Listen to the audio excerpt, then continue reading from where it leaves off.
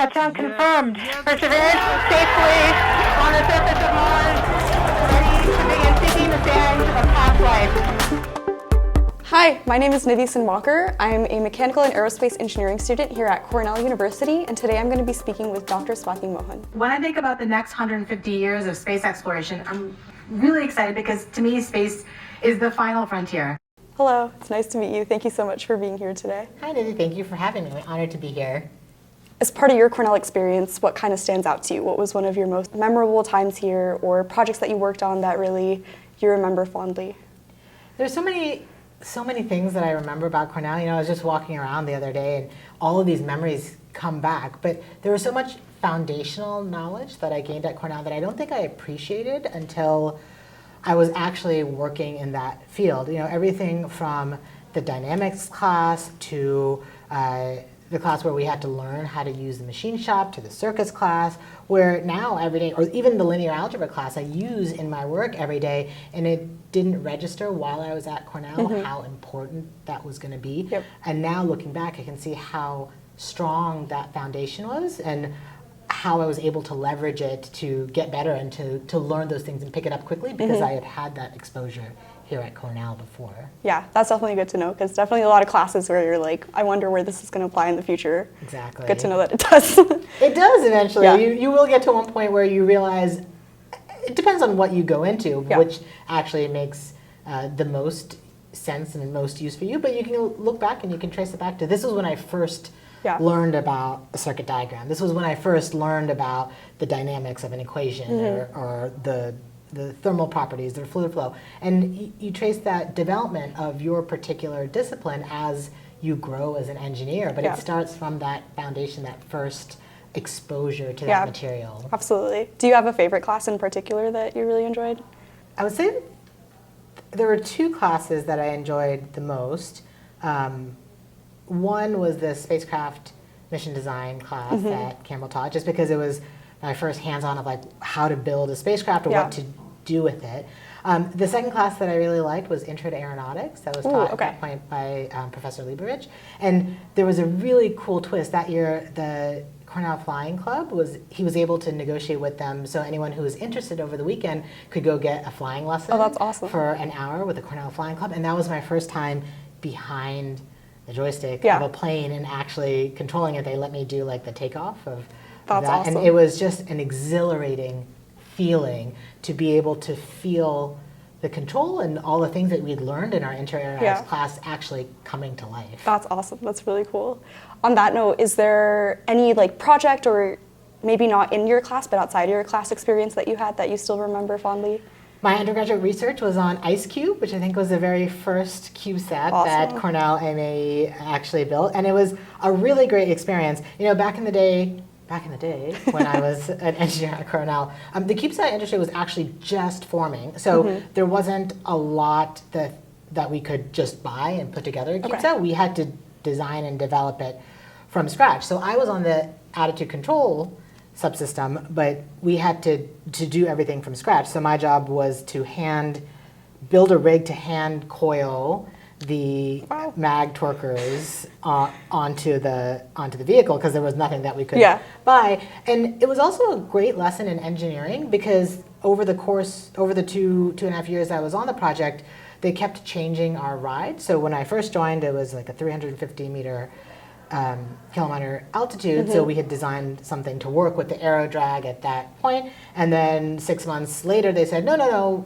you have a different ride, it's going to be 800 kilometers. So we had to completely change the attitude control system, and we had just about gotten it to work with the gravity gradient system, and then they came back and said, no, you're back down to 450. So this learning how to redesign or having the opportunity to design in multiple regimes actually kind of grew.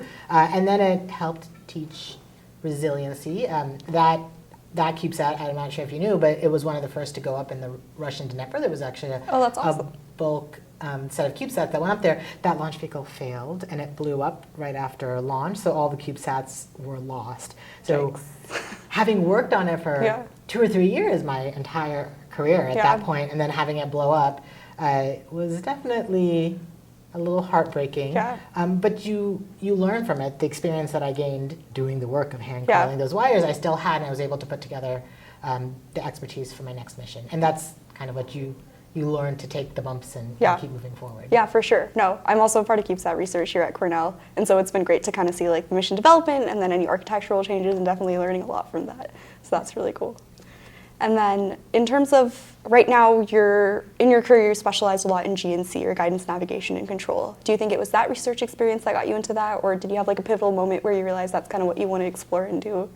So working in the ACS system in the Ice Cube was definitely a formative moment, but it wasn't just that in isolation. So during my time at Cornell, I actually did a lot of different internships and different research projects also. So everything from astrobiology to nutrient delivery systems to combustion research with Professor Fisher to mission design and navigation to geology research. So I had this wide swath of types of activities. They all formulated around space in different aspects, but it helped to give me a breadth of understanding of what were the options in the space industry, and then allowed me to self-reflect of what did I like, what were the pluses and minuses in each of these, and what really spoke to me. So the part that I liked, I realized I liked the hands-on building something, which I got from the CubeSat, and I liked the mission design and working with interplanetary, of imagining how to go to different planets that I had done from one of my JPL internships.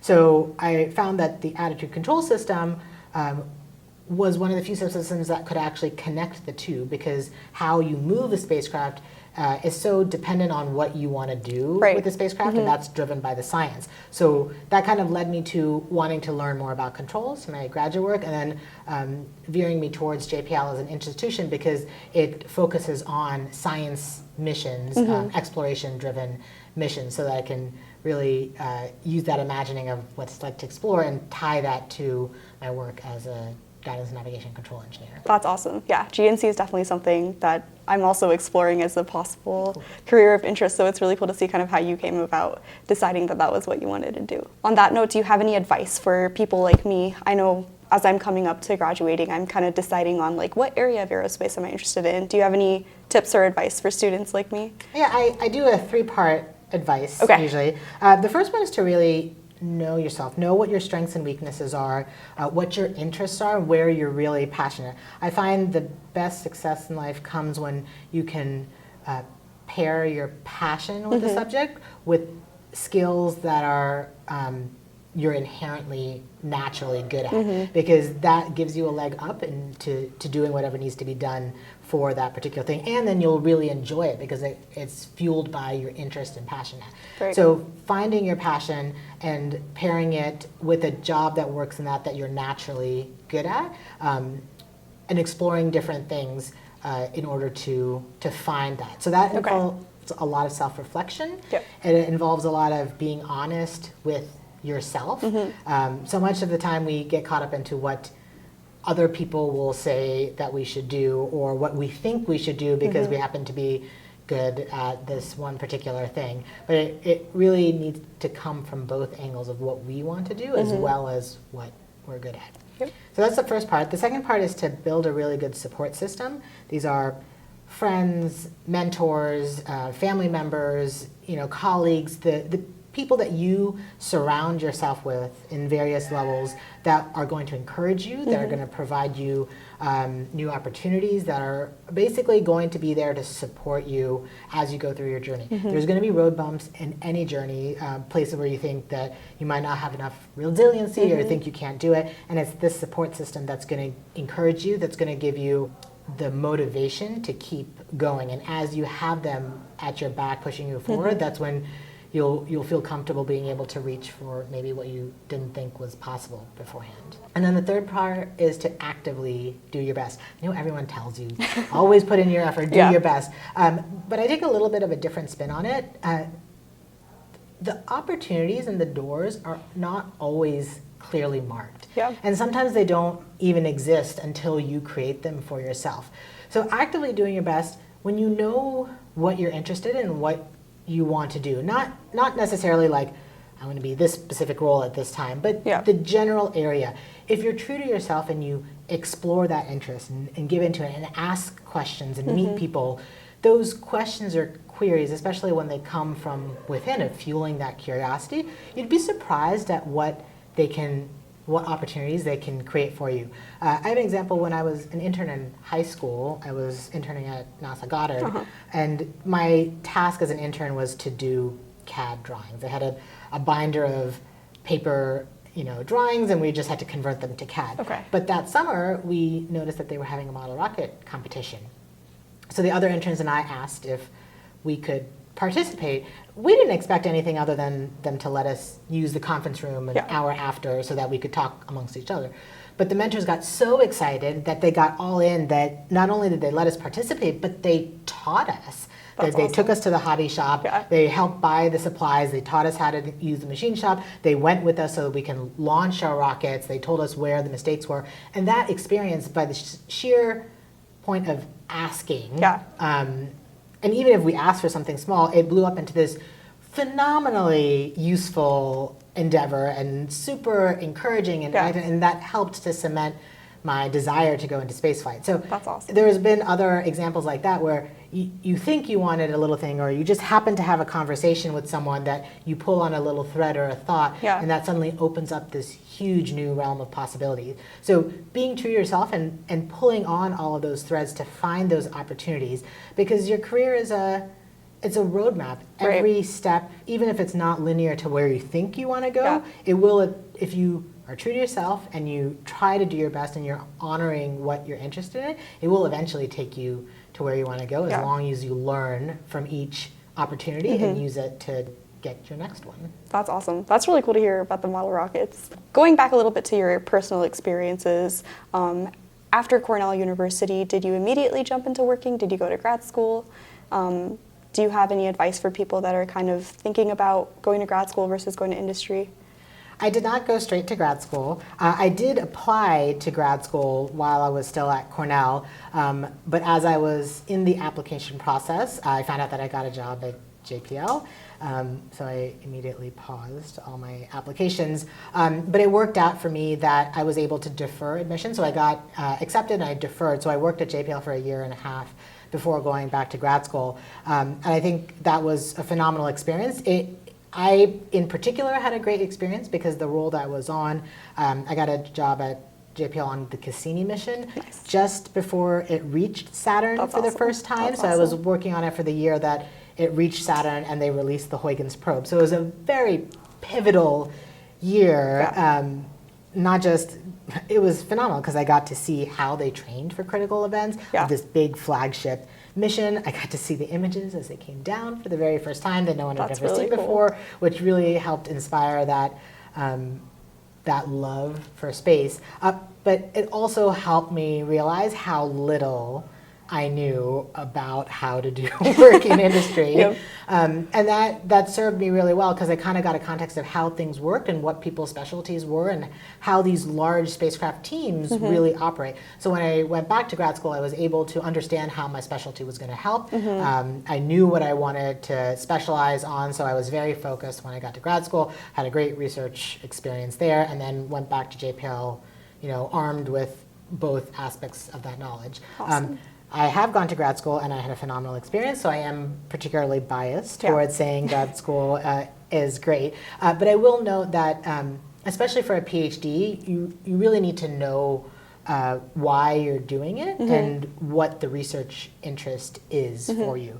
If you don't really certain of those two things, because the PhD is so open-ended, that you can tend to lose your path and it becomes very ambiguous to find your way back again. The master's, I will say, is super useful, especially if your field is such that there's more coursework to understand the guts of it. Controls is one where you only kind of scratch the surface in undergraduate, and it's really in the graduate level courses that you get to the depth of it. So just even doing a year or two more for the MEng or master's, get to a lot more understanding of that field to contribute to it. It really depends on the field. Going back to that, you really need to know yourself, what you want for your goals, and how these opportunities are going to help for your goals, because everybody is different. And Right. if you do something just because you think you should, you may not get out of it what you want it to be. Yeah, that's really interesting, and that's good to know that that introspection is necessary before you make those decisions. So now that we've talked a little bit about like your trajectory and then working at JPL, where do you think people in my generation or people like me, where do you think we're going to fit in the aerospace industry? Like what roles do you think we're going to take on? What do you think is going to be our time in the field? That's an interesting question. Nobody's ever asked me that before. I see it going in a couple of different directions. There have been all these revolutions to make things more accessible. So we have miniaturization of different components. So there's this generation who knows how to like plug and play very easily, right? So you can create things very rapidly.